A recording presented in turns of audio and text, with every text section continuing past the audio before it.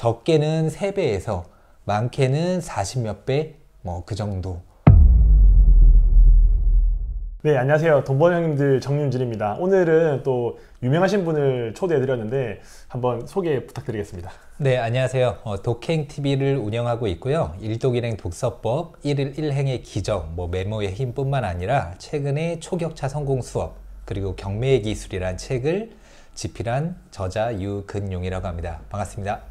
작가님 같은 경우는 부동산 관련돼서 엄청 유명하신 분으로 알고 있는데 엄청까지는 아니고요. 제가 네. 제 기준에는 그래도 네. 대단하신 분 같은데 혹시 가지고 있는 이렇게 자산이나 네. 부동산이 어떻게 되는지 좀 알려줄 수 있으실까요? 저 같은 경우는 이제 주거용 부동산뿐만 아니라 네. 이제 토지라든지 주식이라든지 다양한 투자를 하고 있는데, 현재 아파트 같은 경우에는 저는 공동 투자로 소유하고 있는 것들도 좀 있거든요. 네. 그래서 한 열 몇 채 정도 되고, 그 다음에 이제 토지 쪽이라든지 또 주식 쪽으로 각각 배분해서 좀 보유를 하고 있습니다. 이게 보통 이제 유튜브를 보시는 분들은 네. 저 사람은 이미 그냥 될 사람이야, 이미 자산이 많이 있고 또 돈이 있으니까 부동산을 투자하지, 네. 2030 세대들은 사실 가지고 있는 돈이 1000만 원도 없기 때문에 네.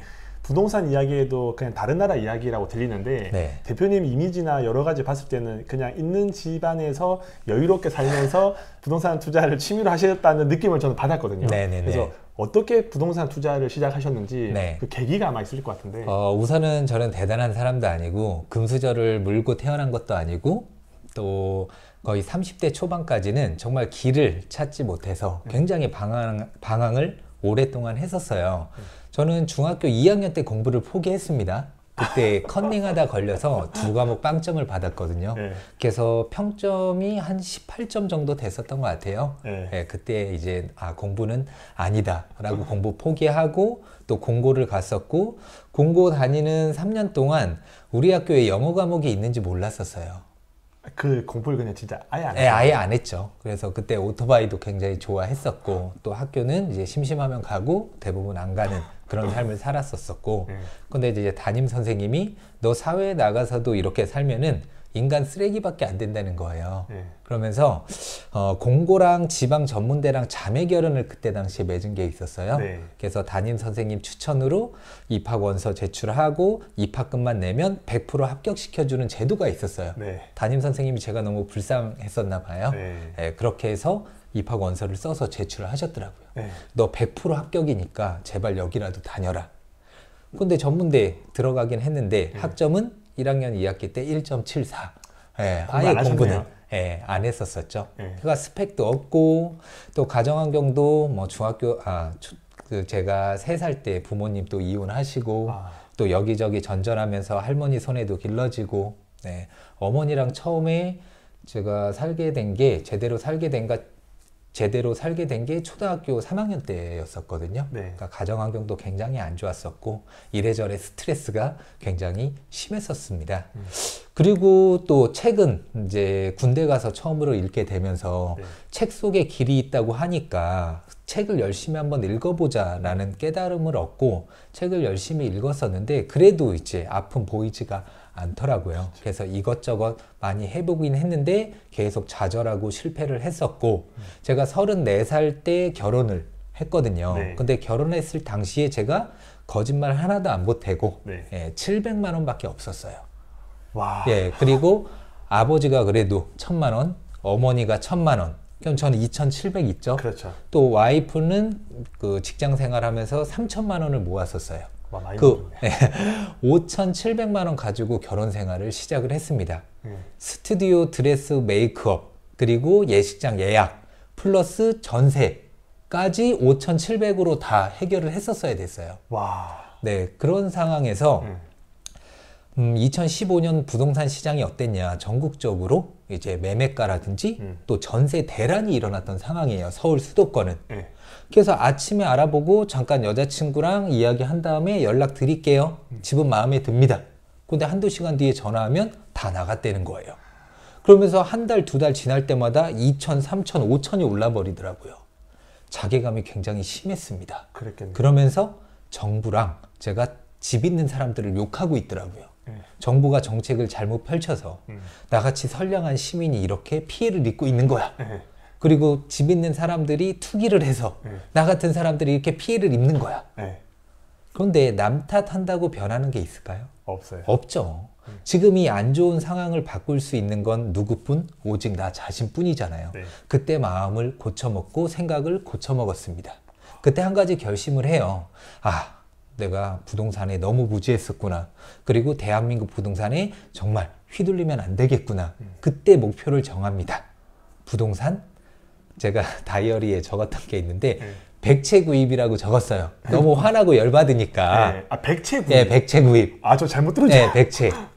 근데 목표는 크게 갖는다고 해서 누가 뭐라고 할 건 아니잖아요. 그렇죠. 네. 근데 백채라고 적었으면은 숫자가 중요한 게 아니에요. 뭐가 중요하냐? 백채라고 적었잖아요. 그럼 질문을 던지게 되더라고요. 어떤 질문이냐? 내가 백채를 마련하기 위해서는 그럼 한 채를 먼저 마련해야 되잖아요. 그럼 내가 한 채를 마련하기 위해서 지금 어떻게 해야 되지? 라는 질문을 던졌던 거죠. 근데 부동산에 대해서는 제가 아무것도 모르잖아요. 네, 그래서 서점으로 달려갑니다. 부동산, 또 경매라든지 그 당시엔 갭 투자가 굉장히 인기 있었는데 관련된 책들을 읽고 거기에서 가장 중요하다는 것들을 옮겨 적고 하나하나씩 실천을 하려고 노력을 했었죠. 그러면 투자한 기간이 결혼할 때부터 부동산 공부를 하셨나요? 2015년도에 공부 시작을 하고 첫 투자는 2016년도부터 했습니다. 와, 그러면 지금 이제 6년 정도인데도 맞습니다. 그동안 많은 것들을 이루셨네요. 예, 어떻게 보면 굉장히 감사하게 또 운도 좋았고요. 또 시기도 좋았었고 또 감사하게도 자산 가치가 또 많이 올라줘서 좀 행복하죠. 그 부동산 관련돼서는 항상 이제 하시는 이야기가 끝났다. 뭐 저출산이다. 오를 곳은 다 올랐고 내리는 길만 남았다고 하시는데 결국은 젊은 사람들은 이제 시간이 많이 있잖아요. 이제 20대든 30대든 이제 투자를 하고 싶은데 부동산은 너무 이제 멀리 있는 이야기 같이 느껴지는데 지금 해도 돈을 벌 수 있나요? 저는 지금도 이제 교육도 하고 있고 또 저도 실전 투자자로서 끊임없이 투자를 하고 있거든요. 기회는 얼마든지 있어요. 그래서 저는 또 드리고 싶은 말씀이 내가 자본금이 얼마 없어. 뭐 1,000만 원, 2,000만 원도 없어. 그럴 경우에 경매나 공매로 먼저 시작을 하셨으면 좋겠어요. 근데 경매랑 공매라는 단어를 딱 들으면 뭔가 문제 있을 것 같고 어렵고 좀 전문가 영역이라는 생각이 거의 제가 봤을 때 10명 중에 9명 들 것 같은데 그 경매랑 공매에 대해서도 간단하게 좀 설명 좀 해줄 수 있으세요? 우선 생각을 바꿔보자고요. 지금 대표님께서 말씀하셨잖아요. 많은 사람들이 이런 생각을 갖고 있을 거다. 그렇기 때문에 그런 어떤 두려움이라든지 어떤 편견, 고정관념 그런 것들을 깨트리고 내가 들어가면 수익을 얻을 수 있는 거예요. 여러 가지 안 좋을 것 같은 그런 다양한 생각들 때문에 쉽게 발이 안 떼지잖아요. 맞아요. 그렇기 때문에 경쟁자들이 사라지는 거예요. 그만큼. 그러면 시작하는 사람은 그 안에서 또 수익을 벌게 되는 거죠. 이제 경매와 공매. 경매는 많이 들어보셨을 거예요. 근데 공매가 생소한 분들이 계신데 개인과 개인 간의 금전 거래라든지 개인과 은행과의 어떤 금전 거래에 있어서 내가 돈을 빌렸는데 못 갚았어. 이럴 경우에는 내가 못 갚은 사람이 지분이라든지 아니면 그 자산들이 경매로 넘어가는 거고요. 공매는 내가 내야 될 국가의 세금이 있잖아요. 그 세금을 납부하지 않으면 내 재산이 압류돼서 온비드 공매 사이트에 나오는 겁니다. 그러면 집이 예를 들어서 한 10억 정도 되는데 내가 공과금을 내지 않으면 그 10억짜리 집이 공매로 넘어가는 거예요? 그렇죠. 공매로. 그래서 온비드 사이트에서 그 물건을 보실 수가 있고요. 경매와 공매의 가장 큰 차이점은 경매는 물건이 많기는 해요. 하지만 진행되는 법원에 직접 가야 됩니다. 번거롭죠. 내가 부산에 있는 물건을 입찰하고 싶으면 서울에서 부산까지 내려와서 입찰을 해야 돼요. 온비드 공매 같은 경우에는 경매만큼은 물건이 없지만 전자입찰이에요. 전국, 전 세계에서 핸드폰 또는 뭐 컴퓨터 그리고 USB에 뭐 인증서만 담겨 있다고 하면은 언제든지 입찰 가능합니다. 그럼 공매도 결국은 가격 싼 사람이 가져가는 맞습니다. 똑같습니다. 방식은. 그러면 일반 투자를 하는 것보다는 그래도 경쟁률이 낮은 경매나 공매로 하는 걸 추천드리는 편이신가요? 왜냐하면 싸게 살 수 있잖아요.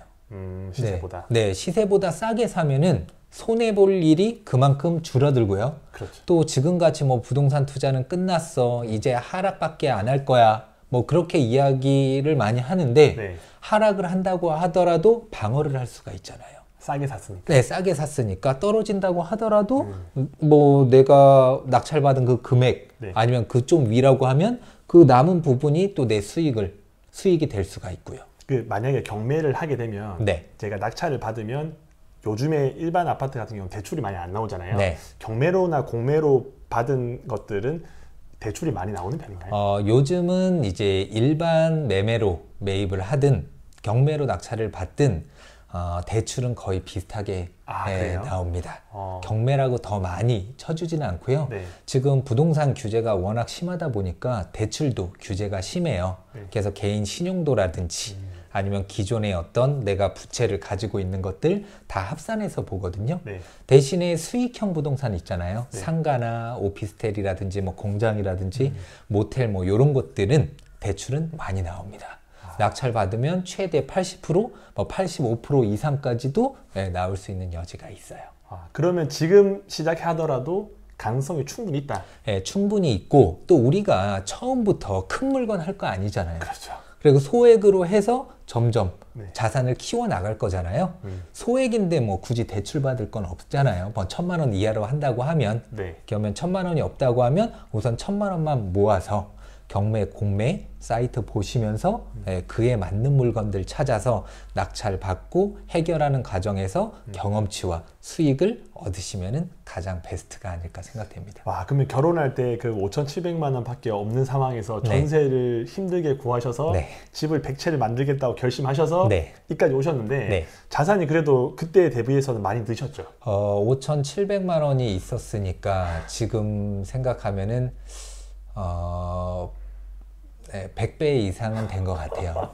근데 운이 좋았어요. 제가 말씀드린 건 제가 또 어느 순간 토지 투자를 또 열심히 했잖아요. 네. 저는 서울이라든지 인천, 경기 또 부산에도 제 땅이 자투리 땅들이 굉장히 많이 있어요. 네. 근데 그런 땅들이 지금 몇 년 동안에 굉장히 많이 상승했잖아요. 네. 아파트 값 우리가 봐도 너무 상승했죠. 맞아. 땅값은 거기에 몇 배가 더 상승을 했다고 보면 돼요. 와. 근데 저는 처음부터 싸게 샀잖아요. 네. 경매나 공매로.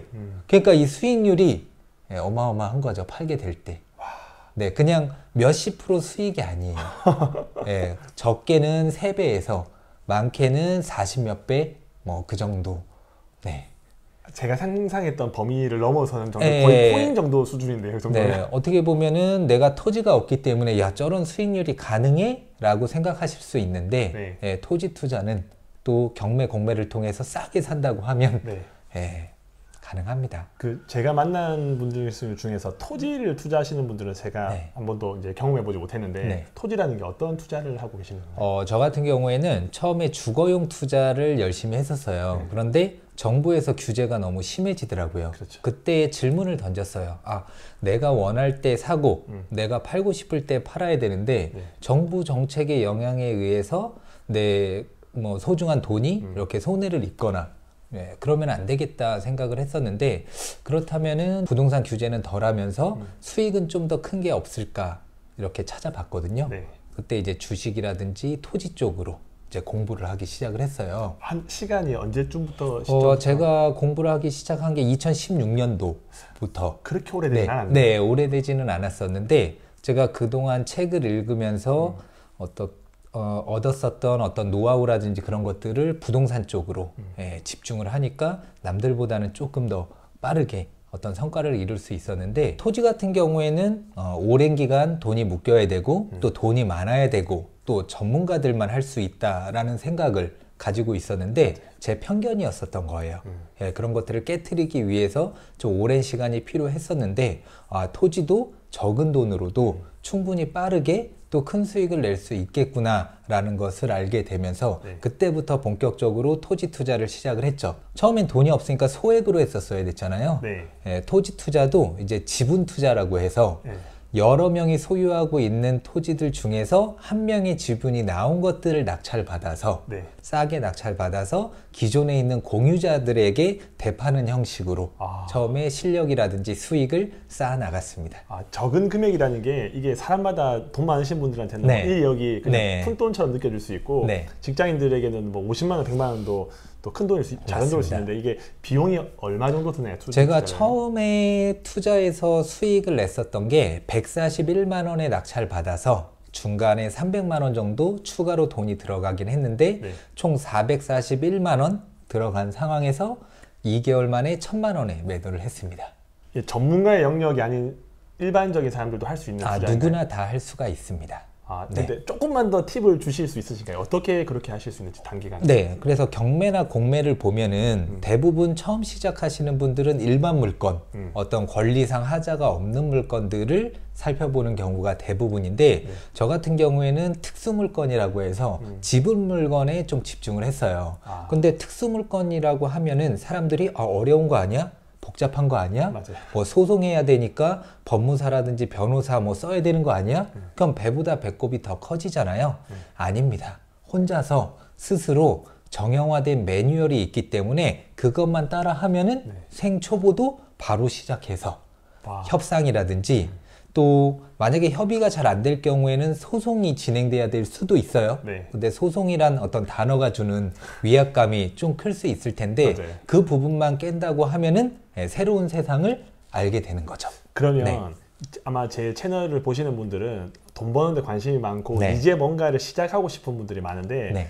진짜 오늘 당장 뭔가 토지에 대해서 마음을 먹고 하려고 하면 네. 어디서부터 시작을 해야 되는 건가요? 우선은 유료 경매 사이트를 먼저 가입을 하신 다음에 저희 제가 또 운영하는 발품불패라는 카페가 있거든요. 링크는 제가 달아드릴게요. 네, 제가 또 경매의 기술이라는 책을 또 집필을 했기 때문에 그 책 한 권만 구입해 주시면은 네. 스피드 옥션 2개월 무료 이용권을 드려요. 와. 그러면 2개월 동안 무료로 이용을 해 보면서 네. 우선 내가 거주하고 있는 지역에 어떤 땅들을 먼저 검색을 해 보는 거죠. 네. 그리고 지분 물건을 체크를 할 수가 있거든요. 네. 그러면 단독 물건이 아닌 여러 사람이 소유하고 있는 물건들 중에서 한 명의 지분이 경매로 나온 물건들만 따로 볼 수가 있어요. 예. 네, 그런 물건들 중에서 땅이 활용 가치가 있는지 없는지를 봐야 되는데 네. 우선은 뭐 농지를 보면 부산에도 이제 농지가 많이 있잖아요. 네. 그러면 누군가 농사를 짓고 있다라는 건 뭘 의미할까요?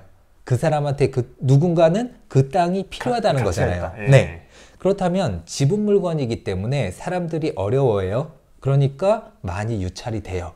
그런 걸 내가 싸게 낙찰 받아서 농사 짓고 있는 사람이라든지 네. 아니면 공유자 중에서 그 땅을 활용하고 있는 사람이 있을 거 아니에요. 그렇죠. 그 사람한테는 그 땅이 반드시 필요하잖아요. 그렇죠. 그 사람과 협의를 해서 나는 시세보다 저렴하게 낙찰 받았으니까 그 분에게도 시세보다 낮게 이렇게 협의를 하면 협의가 잘 됩니다.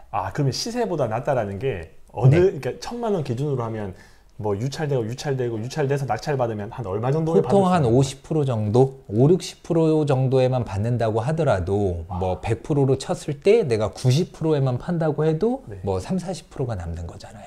그러면 네. 낙찰을 만약에 나중에 받으신 다음에 바로 팔아도 어느 정도 수익이 나오는 상황이겠네요. 그렇죠. 근데 지금 같은 경우에는 토지는 1년 이내에 매도할 때 세금이 55%예요. 그러니까 세금이 너무 크잖아요. 그래서 세금 너무 크니까 이거 뭐 남는 거 없는 게 아니야? 라는 생각을 할 수가 있는데 어쨌든 우리는 처음에는 소액으로 접근을 해야 되잖아요. 네. 그러면 1년에 우리는 250만 원 기본 공제가 있습니다. 그럼 네, 그래서 500만 원 수익이 난다고 해도 250만 원 기본 공제 받고 또 취등록세라든지 법무비용 또 공제 받고 남은 금액에서 55%거든요. 그리고 여기에서 중요한 거는 양도세는 왜 낼까요? 수익이 낮기 때문에 내는 겁니다. 맞아요. 만약에 내가 그 양도세가 너무 아까워 세금을 줄이고 싶어 그러면 2년 뒤에 일반과세가 돼요. 토지 같은 경우에는 네. 지금 주거용도 마찬가지지만 그러면 2년 뒤쯤에 매도한다라고 생각을 할 수도 있고 아니면 내가 한 이거 500만 원 수익이 날 것 같은데 세금을 한 푼도 안 내고 싶어? 그러니까 내가 입찰할 때 가족이 있으면 내 와이프랑 같이 입찰을 하는 거예요. 공동으로. 네. 그러면 나 250만 원 기본 공제, 와이프 250만 원 공제 각각 되니까 500만 원까지는 세금이 없죠. 아, 꿀팁이네요. 네. 그러니까 소액으로 시작하면 또 한 번 돌려보면 경험치가 쌓이잖아요. 그렇죠. 또 수익도 생기잖아요. 네. 자신감이 쌓이고 계속 해나갈 수 있는 힘을 얻을 수 있는 거죠. 그리고 돈을 좀 그 당시에 힘들게 네. 사셨다고 하셨는데 네. 자산이 늘고 이제 월 수입이 많아지면서 네. 좋아진 점이 어떤 게 있나요? 우선은 저는 누구의 통제도 받지 않는 삶을 살고 있죠. 왜냐면 부동산 법인도 또 3개를 운영하고 있고 이제 또 회사도 운영을 하면서 또 직원분들이 제 일을 대신을 해주기 때문에 네. 저는 시간적 여유가 생긴 게 가장 너무 행복하고요. 네. 그리고 예전에는 와이프한테 처음 결혼했을 때는 생활비 딱 30만 원만 줬었어요. 와, 네, 조금밖에 안 주셨네. 네, 왜냐하면 그때 당시에는 투자를 해야 되는데 돈은 없으니까 또 누군가가 도와줄 수 있는 상황도 아니니까 내 힘으로 우리 힘으로 뭔가를 헤쳐나갔었어야 됐잖아요. 그래서 버는 돈을 최대한 안 쓰고 모으는 것밖에 없었어요. 네, 그런데 지금 같은 경우에는 지금 제가 와이프한테는 좀 뭐라고 하지만은 항상 이제 한우만 먹여요, 아이들한테. 근데 한우 먹일 수 있잖아요. 먹을 수 있죠. 근데 거의 이틀에 한 번씩 뭐 그렇게 먹이니까 네. 이게 또 장난이 아니더라고요. 한우 투뿔 뭐 그런 것들. 네. 그런데 어느 순간 그런 것들을 와이프가 다 주문하고 자녀들을 먹여도 아무런 어떤 감정의 동요가 없는 그 상태가 오니까 너무 행복하더라고요. 자, 저는 그 단계까지는 아닌데 뭔지는 조금은 알 것 같아요. 네. 예전에는 정말 혼자 살거나 아직도 와이프한테 미안한 게 외식은 거의 안 했었어요. 못했죠. 네, 너무 그 돈이 또 아까우니까. 그래도 우리 외식 한번 하자 해서 소고기를 먹으러 갔어요. 그래서 2인분인가 먹었었는데 와이프는 모자란 거야. 더 먹고 싶은데 자기야 뭐 좀 모자라? 좀 모자르네? 그러면 소고기를 시켜야 되잖아요. 그러면 돼지고기 먹을까? 시킬까? 뭐 그러니까 와이프는 그때 되게 좀 속상했었던 거죠. 그럴 수 있죠. 네. 그리고 예전에 뭐 결혼하기 전에는 진짜 맥도날드를 가더라도 나는 가장 비싼 걸 먹고 싶은데 가성비를 따져서 뭐 1,000원이라든지 그거 좀 아끼려고. 너무 많아요. 네. 그거 좀 아끼려고 그냥 가성비 좋은 걸로 선택해서 그냥 먹고. 그런 삶이 너무 싫었거든요. 빨리 벗어나고 싶었었는데 이제는 그런 수준은 벗어난 것 같아요. 그리고 또 가장 행복한 거는 제가 자녀가 지금 3명이에요. 6살, 5살, 2살 연년생 아들 2과 딸 하나를 지금 키우고 있는데 저는 평일에 제가 원할 때 어디든 놀러 갈 수 있어요. 이런 시간적 자유를 얻게 돼서 가장 행복한 것 같습니다.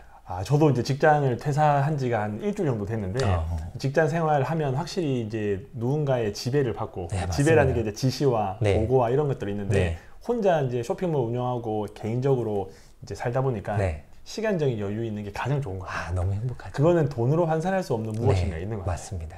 그러면 지금은 경제적 자유를 달성을 하셨나요? 아니면 어떠신가요? 지금 정도면은 달성했다고 봐야 되겠죠. 그 경제적 자유라는 게 내가 노동하지 않아도 월 쓰는 비용보다 더 많이 들어오면 경제적 자유니까 지금은 그래도 그 단계까지는 가신 거죠.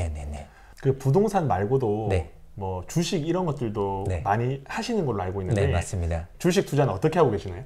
저 같은 경우에는 처음에 그 갭 투자로 부동산 투자를 갭 투자로 시작을 했다가 정부 규제 때문에 턴을 했다고 했잖아요. 그래서 지금 주식과 토지 공부를 시작을 했었는데 둘 다 잘할 자신이 없는 거예요. 그래서 토지에 집중을 하기로 하자. 그리고 특수물건에 집중을 하자고 마음을 먹고 근데 주식도 해야 되겠는 거예요. 왜냐하면 10배, 20배, 100배 이상 오를 수 있는 게 주식과 토지잖아요. 그렇죠.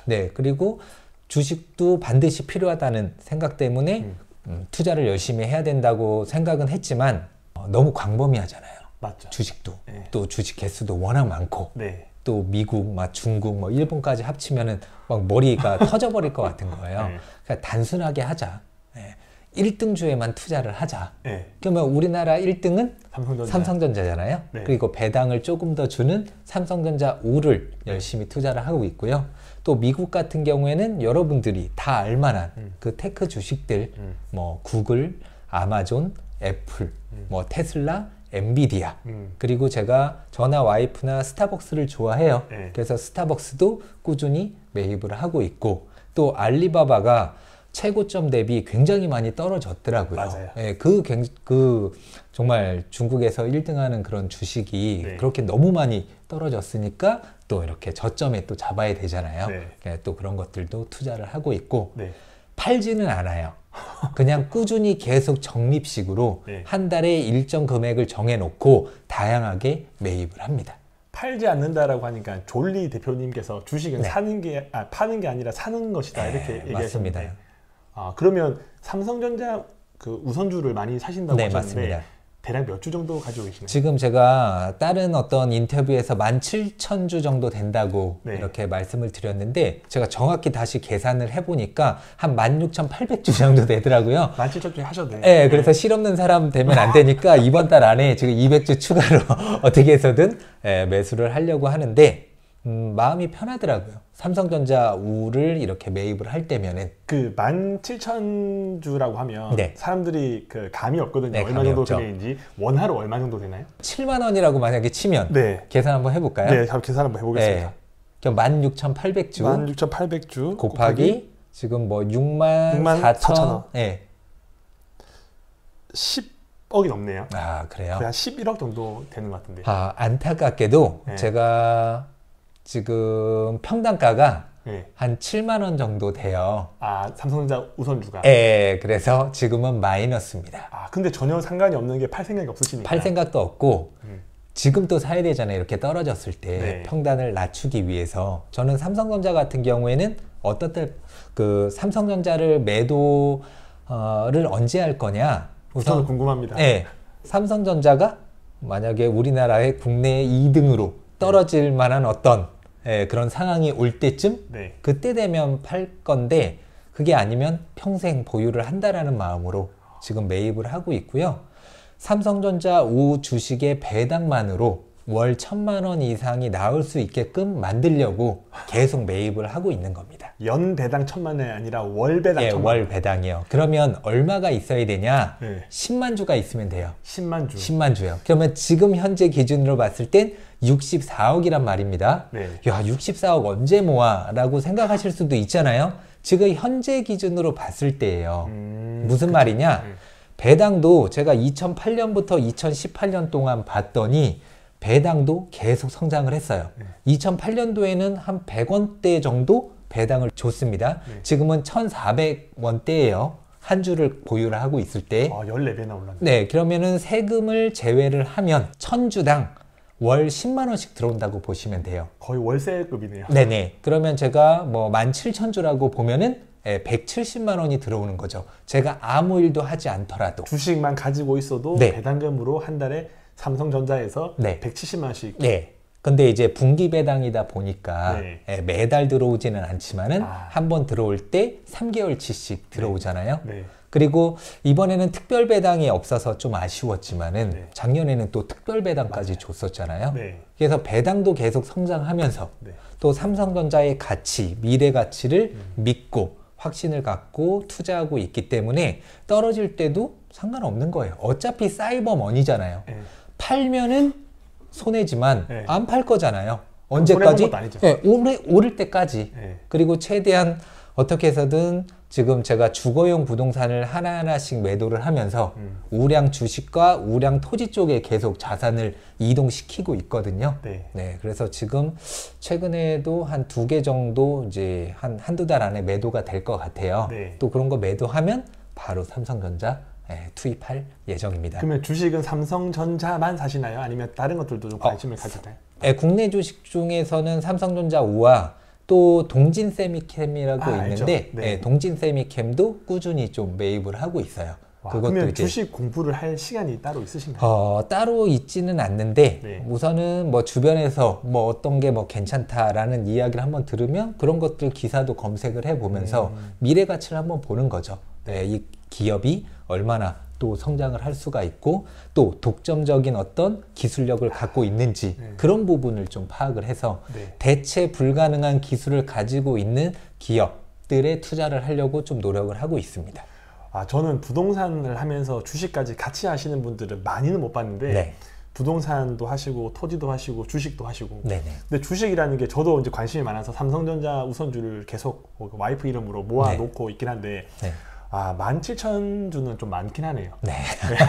그래서 꾸준히 모으셨네요. 그렇죠. 처음에 1,000주까지 모으는 게 시간이 좀 꽤 걸려요. 네. 네, 꽤 걸리는데 또 1,000주 모으면 또 10,000주까지 모으는 데가 가장 좀 오랜 시간이 걸리는 것 같아요. 근데 저는 운이 좋게도 부동산 투자를 계속 해왔었고 또 소액으로 처음에 아파트 투자들을 한 900만 원, 막 1,500만 원 정도로 투자를 했었어요. 그런데 이런 것들이 갭 투자를 했었기 때문에 1,500만 원 정도 들어갔었던 그 물건은 제가 수익이 한 7, 8배 정도 났었거든요. 예, 그리고 900만 원 들어간 그런 물건 같은 경우에는 더 큰 수익을 앞두고 있고요. 그래서 운이 좋게도 이렇게 올라주다 보니까 그런 것들 팔아서 이제 삼성전자를 조금 크게 매입을 할 수 있었죠. 어느 순간. 제가 네. 봤을 때 운의 영역은 한두 번은 가능한데 네. 계속 이렇게 잘 수익을 만드시는 거는 운은 이제 넘으신 것 같고 실력을 가지신 것 같다는 느낌이 드네요. 한 2년 정도 지나니까 뭔가 이제 조금 내가 돈을 이렇게 어떻게 벌어야 되는지에 대한 감을 확실히 좀 익힐 수 있게 되더라고요. 유튜브에 저기 작가님께서 얻으신 그런 감 같은 거 많이 알려주시면 좋을 것 같아요. 예, 알겠습니다. 그리고 주식 말고 또 코인도 혹시 투자하시나요? 코인도 했는데 굉장히 물려 있습니다. 그래요? 예, 그래서 코인으로는 딱히 할 말은 없고 거기에다가 또 갑자기 막 눈앞에서 막 1000%, 2000%까지 올라갔었던 그 누사이퍼라는 또 종목이 있었는데 거기에 처음으로 제가 탐욕을 부리다가 순식간에 그냥 내리막길을 500만 원이 그냥 공중분해 돼버리더라고요. 한 며칠 만에 그렇게 된 건가요? 아니 몇 시간 만에요. 몇 시간도 아니구나. 몇 분 만에. 500만 원이라는. 왜냐면 처음에 아는 동생이 형 이거 미쳤어요. 뭐 어디에 상장됐는데 지금 800%예요. 그런가 보다. 형 1000% 넘었어요. 그런가 보다. 형 1200%예요. 뭐 그러니까 이거 장난 아닌데? 해서 처음 투자했다가 뭐 갑자기 이제 몇 분 만에 팔아봤죠. 그러면서 이제 몇십만 원 수익을 얻은 거예요. 그러다가 이거 조금 더 오르겠지 해서 더 투자했다가 이제 갑자기 그때부터 쫙 내리막길을 가더라고요. 너무 다 투자해서 잘한다고 하면 사람들이 좀 거리감 두기 때문에 망한 이야기도 한 번씩 해주셔야 됩니다. 네. 그리고 지금 비트코인이라든지 아니면 이더리움이라든지 그런 코인들도 투자를 하고 있는데 지금은 마이너스 한 20몇 프로, 30몇 프로 정도. 근데 어차피 팔 생각이 없으시잖아요. 네, 이것도 오를 때까지 지금 버텨야죠. 강제 이제 장기 투자가 되는 거죠. 좋게 말하면 강제 장기 투자, 안 좋게 말하면 존버 이제. 네, 맞습니다. 저도 이제 주식이나 가상화폐 관심이 많은데 가상화폐 같은 경우는 저는 어떻게 투자하냐면 하루도 안 빠지고 매일매일 투자를 해요. 이제 우상향한다는 믿음이 있으면 비트코인이나 이더리움은 제가 작년 6월부터 단 하루도 안 빠지고 매일매일 일정 금액을 사고 있거든요. 왜냐하면 작게 사면 10,000원, 많이 사면 20만 원을 매일매일 사는 게 어차피 지금은 4천만에서 6천만 원 왔다 갔다 거리겠지만 남들은 어떻게 생각할지 몰라도 저는 이게 1억은 넘어간다고 생각을 하고 있거든요. 그래서 모든 자산이 어떤 자산이 됐든 우상향한다는 믿음이 있으면 넣어도 불안하지 않고 맞습니다. 또 당장 그걸 찾아서 저희가 그걸로 뭐 밥 먹을 거 아니잖아요. 네, 맞습니다. 그러니까 오히려 마음도 편한 것 같고 또 미래에 뭔가 기대감이 있기 때문에 투자를 해도 좋은 것 같더라고요. 맞습니다. 그리고 사람들이 이제 돈 버는데 관심이 엄청 많잖아요. 맞습니다. 어떻게든 돈 벌기 위해서 유튜브를 보고 유료 강의도 듣고 하는데 그 작가님이 볼 때는 뭔가 이제 그래도 돈 버는 어느 정도 경지에 오르신 것 같은데 만약에 이제 아무것도 없는 직장인 예를 들어 35살 된 뭐 김대리가 있다. 이분이 특별하게 잘하는 재능도 없고 뭔가 모아놓은 돈도 없는데 이 사람이 5년 후에 그래도 나도 자산이 한 5억, 10억 있으면 좋겠다는 꿈을 가지려면 뭐부터 시작할지 모르거든요. 나 지금 당장 뭐부터 하면 돼? 나 다마고치로 키워줘. 라고 하면 어떻게 조언을 좀 주실 것 같나요? 우선은 책을 읽어라.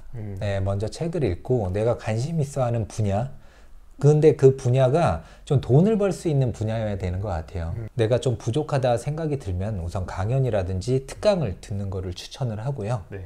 그 다음에 그 강사라든지 책에서 정말 중요하다고 하는 부분들이 공통분모들이 계속 나올 거거든요. 그런 부분들을 하나하나씩 직접 실천을 해보는 거죠. 저 같은 경우에는 우선은 돈은 아까 말씀드렸듯이 80% 정도 내 수입의 80%나 7, 80% 정도는 강제로 돈을 모아야죠. 돈을 모은 다음에 내가 돈이 없더라도 부동산을 저는 끊임없이 보러 다녔어요. 그리고 있는 척을 했습니다. 어떻게? 저 2억 정도 있는데 네.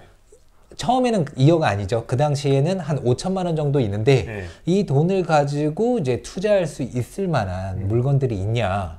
근데 너 정말 돈이 있는지 확인하지 않을 거잖아요. 안 하죠, 당연히. 네. 그리고 또 나는 신혼부부라고 하면은 또 되게 좋아해요. 네. 그분들이 더 열심히 집들 보여주고 또 설명을 잘해주거든요. 저는 369 법칙이라고 제 스스로 하루에 3시간 이상 그리고 6군데 이상의 부동산을 돌면서 최소 9군데 이상의 부동산을 다 보지 않으면 집에 안 들어왔었어요. 그리고 저도 잠깐 직장 일을 했었거든요. 네. 예, 그때 당시에는 이제 안정적인 어떤 직장이라든지 매달 들어오는 돈이 필요했었기 때문에 네. 그러니까 6시에 딱 끝나면 무조건 어느 한 지역 찍고 거기 있는 부동산들 돌아다니면서 계속 부동산 보면서 사장님하고 이야기하고 또 그 사장님들이 이야기해주는 뭐 어떤 이야기들을 듣고 계속해서 제 지식이라든지 경험치를 넓혀 나갔었죠. 이런 노력들이 필요합니다. 그리고 정말 짧은 기간 안에 정말 안전하게 가장 손쉽게 어떻게 보면 수익을 얻을 수 있는 거는 전 부동산 경매 공매라고 생각을 해요. 싸게 사서 시세만큼 판다고 하면은 손해볼 일이 없잖아요. 그렇죠. 그리고 그 누구보다도 공평한 시스템이에요. 왜냐? 제가 정말 난다 긴다 하는 사람일지라도 생전 처음 입찰하는 사람이 저보다 1억만 더 높게 쓰면 되잖아요. 그리고 제 입장에서도 시세란 게 있는데 그거보다 높게 쓸 수도 없는 거 아니에요. 그렇죠. 그러니까 누구에게나 공평하게 주어진 기회의 장이기 때문에 여러분들 경매 공매 꼭 시작해 보세요. 그리고 내 투자금 1,000만 원 정도로도 얼마든지 투자가 가능하고요.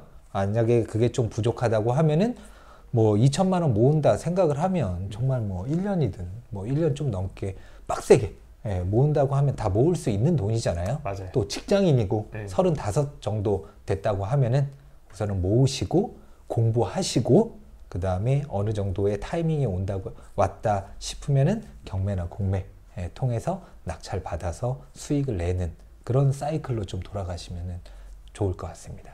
저도 이야기 들으면서 그냥 경매, 공매는 있는 건 알지만 내가 하기에는 좀 부담스럽다 생각했는데 35살에 있는 정말 친한 동생한테 조언해 주는 게 책을 보고 경매, 공매로 싸게 사라는 이야기를 들으니까 저도 좀 해보고 싶다는 생각이 좀 들어요. 스마트 스토어에서 저런 물건들도 어떻게 보면은 싸게 갖고 오면 맞아요. 그 다음에 정가에 팔면 그만큼의 수익이잖아요. 완전 와닿네요. 다 똑같은 거거든요. 경매나 공매든 스마트 스토어든 어쨌든 싸게 살 수만 있으면 물건을 싸게 갖고만 올 수 있으면 정가로 팔아도 전 이득이죠. 그렇죠. 역시 적용을 잘 해주시네요.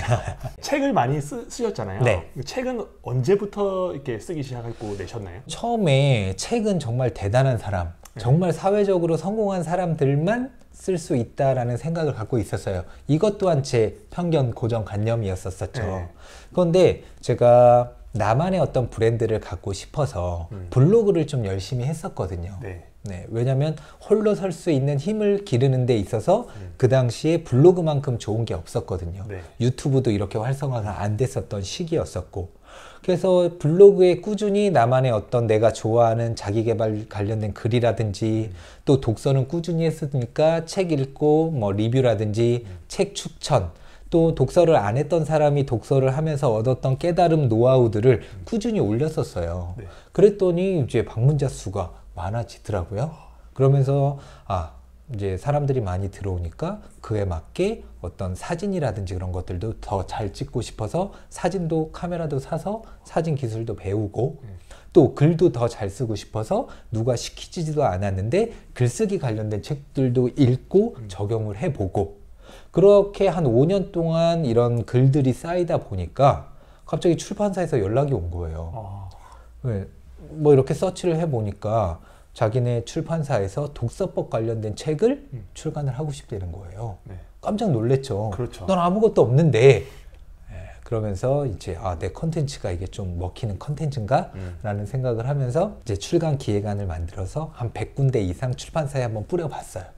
그랬더니 20 몇 군데 정도에서 연락이 오더라고요. 와. 그리고 10 몇 군데 정도랑 미팅을 하면서 내 책을 가장 잘 만들어줄 수 있는 곳과 계약을 해서 처음으로 책을 출간을 했죠. 네. 한번 써보니까 네. 한 번만 경험해보면 되잖아요. 스마트 스토어도 저도 해보고 싶거든요. 네. 근데 대표님이 저한테 한 번만 그 사이클 경험해봐라. 네. 그러면 계속 해나갈 수 있다라고 조언해 주실 수도 있잖아요. 네. 책 쓰기든 부동산 투자든 주식 투자든 그런 것 같아요. 한 번만 경험해서 한 사이클만 돌려보면 이제 2번째, 3번째 책 출간하는 거는 이제 그리 어렵지 않게 출간을 할 수 있게 되더라고요.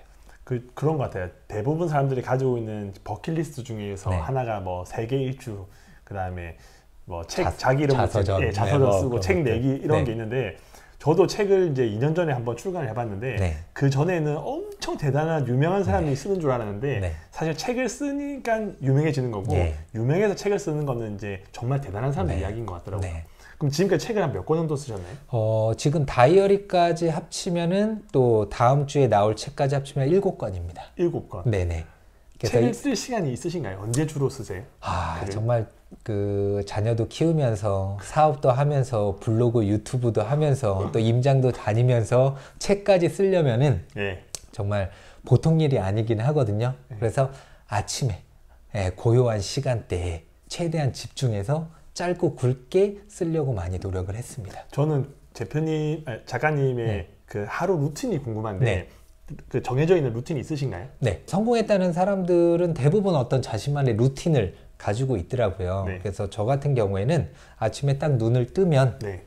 바로 옆에 푸시업 바가 있어요. 네. 네, 그래서 침대에서 내려오자마자 푸시업을 막 해요. 제가 할 수 있는 최대치까지. 그리고 샤워를 합니다. 네. 그러면 이제 가슴이 이제 빵빵해질 거 아니에요. 네, 펌핑되어 있으면 괜히 기분이 좋아요. 남자들은 거울 보면서 자뻑 많이 하잖아요. 이거 몸 좋은데? 그리고 샤워하고 나오면 또 앞에 푸시업 바가 있잖아요. 한 번 더 해요. 네, 그렇게 하루를 시작을 하고 바로 이제 사무실로 나가서 네. 그때부터 이제 다이어리에다가 오늘 해야 될 일들을 쭉 적어요. 네.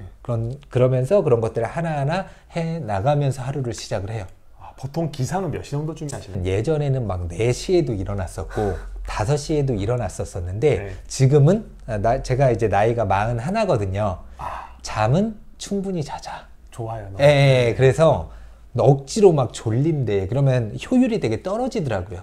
네, 시간이 지날수록. 그래서 잠은 충분히 자자라는 생각에 한 6시 반에서 7시 정도에 그래도 일찍 일어나시네요. 네, 일어나려고 노력합니다. 책을 쓴다는 게 대부분 사람들이 네. 이제 3대 결심 중에 뭐 독서, 다이어트, 영어 뭐 이런 게 있는데 네. 올해는 책 열심히 읽어야지 생각해도 책을 읽기가 쉽지가 않잖아요. 그렇죠. 어떻게 좀 책을 읽게끔 만들고 그걸 습관화할 수 있는 또 팁이 있으실까요? 네, 우선은 지금은 또 그 독서의 최대의 적은 스마트폰이거든요. 그렇기 때문에 저는 와이프랑 약속을 했어요. 저도 잘 못 지키기는 해요. 네. 제가 밖에 나갔다 들어오면은 아예 그냥 현관문에다가 핸드폰을 놓고 들어오는 거예요. 그러니까 핸드폰을 안 보기 위해서. 네, 그리고 아이들과 더 많은 대화라든지 또 놀아주는 시간을 갖기 위해서.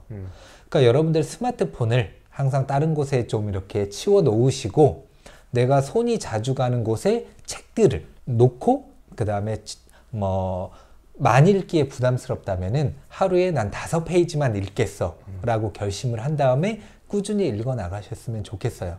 수불석권이란 말이 있잖아요. 손에서 책을 놓지 않는다라는 말인데 저는 지금도 가방에 다이어리와 책을 이렇게 넣어놓고 여기 서울에서 이쪽에 오면서 열심히 또 읽었거든요. 네. 이렇게 자투리 시간을 활용해서 책을 열심히 읽으려고 노력을 하고 있습니다.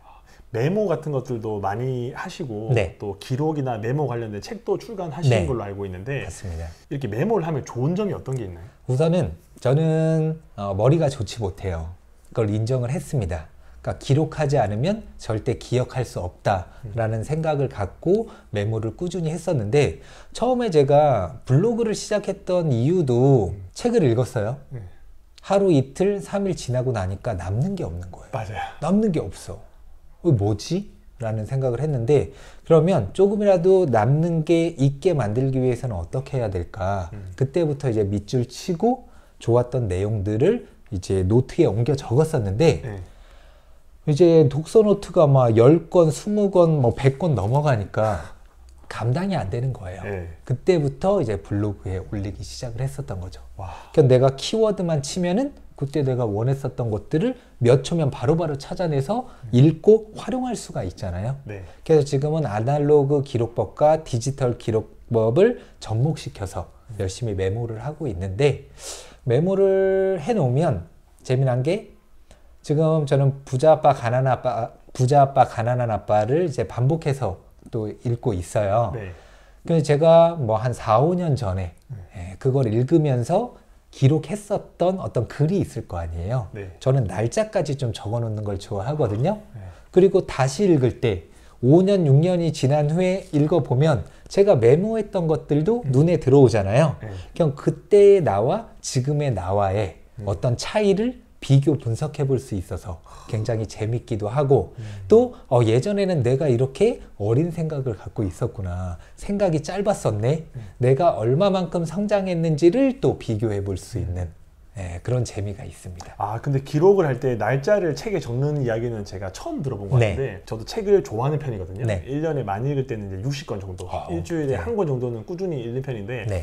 책을 아무리 많이 읽어도 이게 남는 게 많이 없어요. 기록을 네. 안 하니까. 네. 그래서 부자 아빠 가난한 아빠도 제가 최근에 또 읽었는데 네. 확실히 예전에 읽었던 거랑 지금 읽었던 거랑 내가 생각하고 활동하는 게 달라질 만큼 네. 보이는 것도 달라지는 것 같아요. 아, 저도 또 굉장히 또 깨달았었던 게 뭐냐면, 예전에는 그 뭐 법인 관련된 그 부분이 있잖아요. 맞아, 있어요.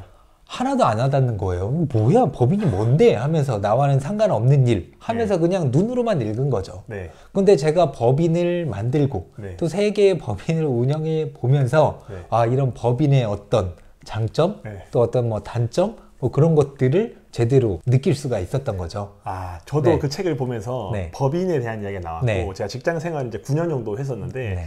그 직장인 같은 경우는 월급을 받기 전에 세금을 떼고 받잖아요. 네. 근데 저기 기요사키 같은 경우는 네. 회사를 운영하고 있으면 경비를 쓰고 나중에 네. 세금 낸다고 했는데 네. 이게 도대체 무슨 말인지도 모르겠는데 저도 이제 개인이 2개 있고 법인이 하나 있는데 네. 아, 경비 처리가 이렇게 되는 거구나. 네. 세금을 절약할 수 있는 게 이런 게구나라는 걸 느끼면서 아, 이분 참 대단하신 분이라는 걸 느꼈어요. 인생을 변화시키고 싶은 분들은 네. 아까 독서나 이런 것들을 권해주셨는데 네.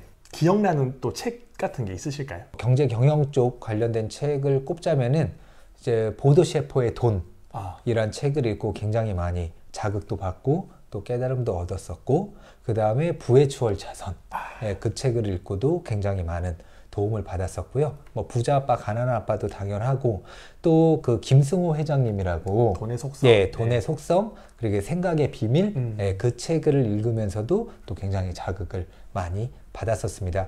또 생각의 비밀이란 책 읽어보면 그 김승호 회장님은 어떤 목표가 있으면은 100번 쓰고 100번 생각하고 100번 외쳤다고 했잖아요. 네. 그리고 그 목표를 또 직원분들과 공유하기 위해서 포스터로 만드셨다는 그런 이야기들이 책 속에 다 나와요. 네. 그럼 제가 책장을 딱 덮었으면은 우리는 어떻게 해야 될까요? 해야죠. 그럼 뭘 해야 되냐? 100번 쓰기부터 한번 해봤어요. 100번 쓰기. 그래서 그래, 나도 한번 100번 쓰고 외치고 한번 생각해서 나만의 어떤 원하는 바를 이뤄보겠어. 근데 여기서 중요한 건 모든 사람들이 100번 쓰고 생각하고 뭐 외친다고 해서 다 이룰 수 있는 건 아니잖아요. 하지만 어떤 크게 성공하신 분이 자신의 성공에 있어서 이 방법이 정말 많은 도움이 됐다고 하니까 우리는 해봐야죠. 해보고 나서 나한테 맞는지 안 맞는지를 그때 가서 판단하면 되잖아요. 행동을 하면은 경험이 쌓이고요. 그 다음에 행동하지 않고 가만히 있으면은 그냥 미련만 남더라고요. 네, 그때 제가 처음으로 쓴 게 뭐냐면 궁금했습니다. 나는 3년 안에 반드시 10억을 만든다. 그거를 100번씩 썼어요. 우선 제가 100번씩 쓰잖아요. 아무 생각 없이 쓰면은 노동이 따로 없어요. 그럴 것 같아요. 맞죠? 네. 근데 이렇게 나는 3년 안에 10억을 만든다라고 계속 반복해서 쓰다 보면 질문을 던지게 돼요. 내가 3년 안에 10억을 만들기 위해서는 과연 무엇을 해야 되지? 라는 질문을 던지게 되고, 저는 그 A4 용지 한 장 딱 이렇게 펼쳐놓고 내가 3년 안에 10억을 벌 수 있는 어떤 떠오르는 방법들 있잖아요. 그런 것들을 막 적어 나갔어요. 현실 가능성이 있든 없든 상관하지 않았습니다. 그리고 내가 막 적었던 것들을 다시 한번 읽어보면서 가장 현실 가능성 있는 것들을 뽑아가지고 하나하나씩 해나갔었던 거죠.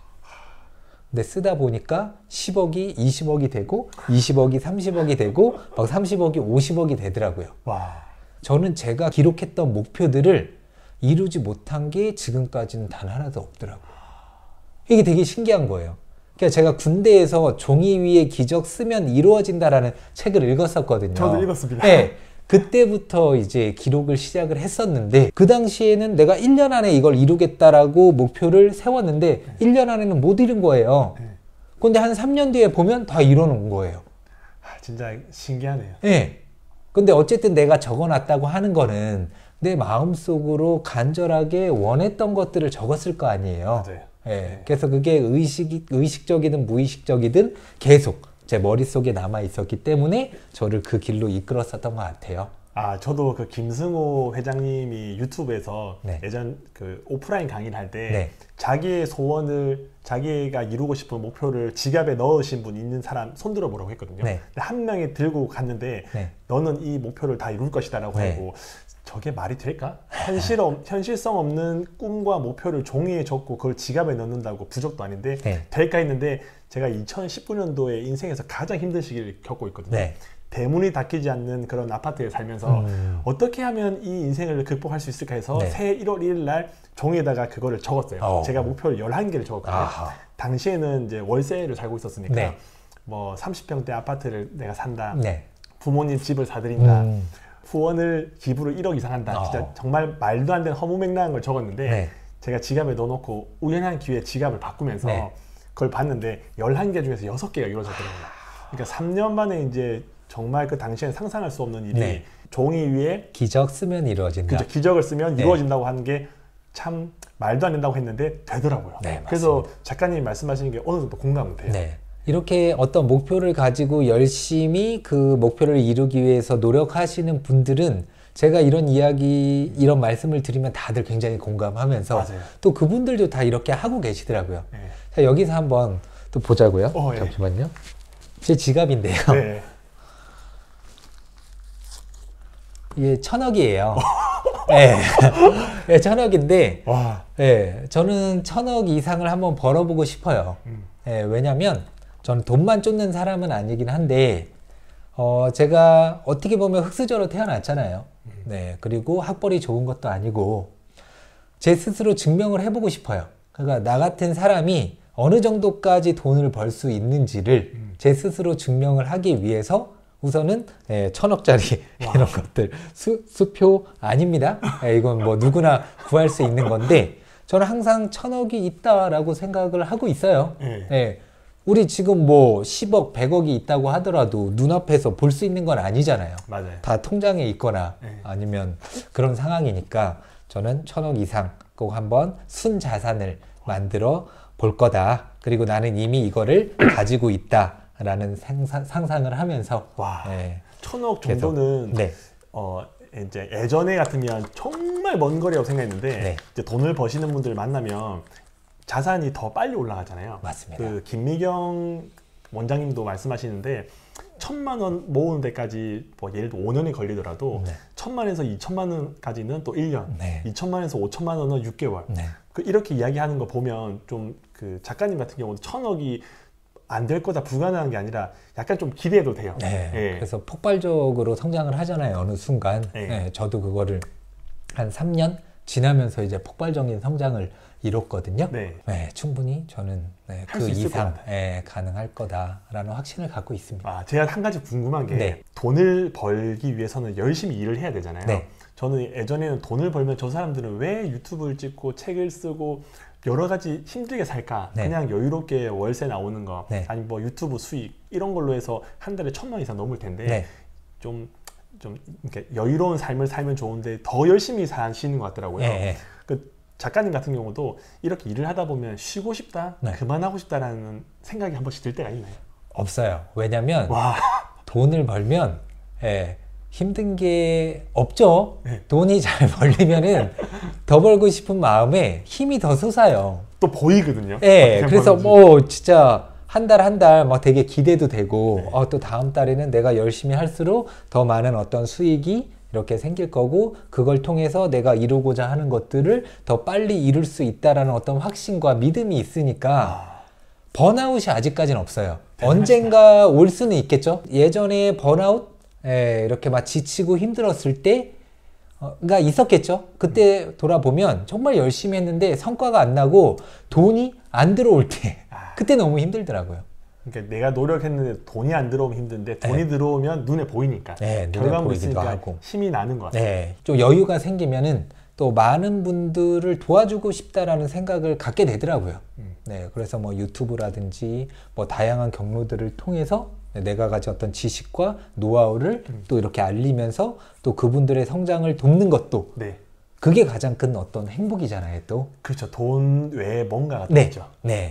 그렇죠. 돈을 어느 정도 벌어보면은 그 뭔가가 있다라는 것을 깨달을 때가 오는데 그게 이제 남을 도와주면서 같이 성장시키는, 함께 성장하는 그런 시스템으로 간다고 하면 더 행복하고 즐겁고 더 잘 될 수밖에 없는 그런 상황인 것 같아요. 와, 그러면 작가님 일단 자산 목표로는 1,000억 정도를 가지고 계시는 거네요. 근데 이 목표를 이루지 못하더라도 저는 절대 불행하거나 패배자라는 생각은 없어요. 다만 그냥 한번 제 스스로 목표를 정해서 그걸 이루기 위해서 한번 도전을 해보는 거죠. 근데 계속 옆에서 좀 잘 지내면서 1,000억 되는 거 구경하고 싶어요. 꼭 제가 한 나이도 제한, 나이도 있나요? 우선은 50 전에 한번 해보는 10년 정도 열심히 하셔서 그리고 제가 투자했던 이런 자산들이 계속해서 복리로 불어난다는 조건 하에 충분히 50 전에 가능하지 않을까라는 생각이 듭니다. 맞아요. 그 빌딩이나 이런 것들 몇 번 이렇게 왔다 갔다 하면 신문이나 이제 연예인들이 이제 빌딩 같은 거 사서 시세 차이 얼마 났다는 거 보면 규모가 뭐 전지현 같은 경우도 500억짜리 사는 거 보면 작가님도 가능하실 것 같아요. 저랑 정말 친한 형님도 이제 사업을 하다가 부동산 이제 투자로 이렇게 전향을 했는데 뭐 강남에 있는 거 42억에 사가지고 한 11개월 만에 80한 5억 정도에 막 팔고 그러고 있어요. 그러니까 우리와는 다른 세계라고 생각을 하잖아요. 근데 그 형님도 그 건물을 살 때는 대출을 거의 80%까지 받았기 때문에 내 돈 42억이 들어갔던 게 아니거든요. 그리고 그분도 그런 경지에 오기 위해서는 작은 것부터 시작하셨겠죠. 그렇죠. 작은 성공을 경험하시고. 작은 성공을 경험하면서 어떤 한 분야의 성공을 이룬 다음에 이 하나의 성공을 이룰 때까지의 그 노하우가 축적되다 보니까 그 노하우를 다른 곳에 발현을 시키면은 금방 또 성장을 하게 되더라고요. 작가님 같은 경우는 여러 가지 활동을 하고 자산 규모가 많아지면서 사람마다 부자의 개념이 다른데 그래도 어느 정도 남들이 봤을 때 부를 이룬 사람들을 만나게 되잖아요. 맞습니다. 그분들이 가지고 있는 뭔가 공통적인 느낌이 같은 게 있나요? 우선은 책을 되게 많이 읽더라고요. 책을 읽고 그 다음에 행동이 진짜 빨라요. 우물쭈물 안 하더라고요. 작가님 생각나네 바로. 그래요? 왜냐면 이거를 사야 되는데 고민하다가 다른 사람들이 또 금방 채가잖아요. 그렇죠. 그리고 또 경쟁이라든지 이런 속에서 살아남아야 되다 보니까 상황 판단이라든지 결단력이 굉장히 빨라요. 그리고 남들을 도와주려고 하는 마음이 굉장히 커요. 그래서 나 이거 해봤더니 굉장히 좋은데 너도 해봐. 그런 것들을 진심으로 내가 한다고 하면 또 그런 것들을 이제 옆에서 진심으로 도와주려고 이제 노력을 많이 하더라고요. 그 금전적으로 여유가 있으니까 심리적으로도 여유가 있으니까 그렇게 베풀 수 있는 것 같아요. 맞습니다. 오늘 하여튼 또 긴 이야기 많이 해주셨는데 마지막으로 저희 구독자분들한테 한번 해주고 싶은 말씀이나 도전이나 계기를 마련해 줄 수 있으실까요? 유튜브로 이런 영상들 또 수많은 사람들의 어떤 인터뷰를 보다 보면은 지금 자신이 처해 있는 현실과 비교를 하면서 자괴감이 굉장히 떨어질 수도 있기는 해요. 저도 마찬가지였었거든요. 앞이 안 보였을 때는. 그럴 때마다 저는 제가 항상 외우고 다녔었던 명언이 있습니다. 인일능지 기백지 인심능지 기천지라는 말이 있는데 풀이를 하자면 남들이 한 번에 해내는 일이라면 나는 100번을 해서라도 반드시 이루고 남들이 10번에 해내는 일이라면 나는 1000번을 해서라도 반드시 이룬다라는 뜻이에요. 그렇기 때문에 남들과 너무 비교하면서 자신을 낮추지 말고 나도 할 수 있다라는 믿음과 확신을 가지고 그에 대한 공부를 시작하셨으면 좋겠어요. 책을 읽기 전과 읽은 후가 같다면 그건 책을 읽지 않은 겁니다. 이렇게 영상을 듣기 전과 들은 후가 같다면 지금은 시간 낭비한 거나 다름이 없어요. 그렇네요. 이 영상을 보고 뭔가 하나라도 깨달았다면은 그 깨달은 점을 적고 그리고 나도 내가 원하는 목표를 한번 기록을 해보고 그걸 이루기 위한 방법들, 세세한 방법들, 실행 계획들을 적어 놓으신 다음에 매일매일 꾸준히 하시는 게 경제적 자유로 어떤 가는 가장 빠른 지름길이 아닐까라는 생각을 합니다.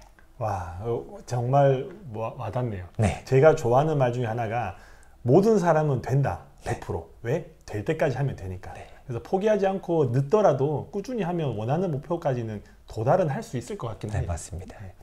오늘도 저기 서울에서 부산까지 오셔가지고 긴 인터뷰를 해주셨는데 하여튼 감사의 말씀 드립니다. 네, 감사합니다. 네, 감사합니다. 네. 행복한 하루 보내시기 바랍니다. 감사합니다.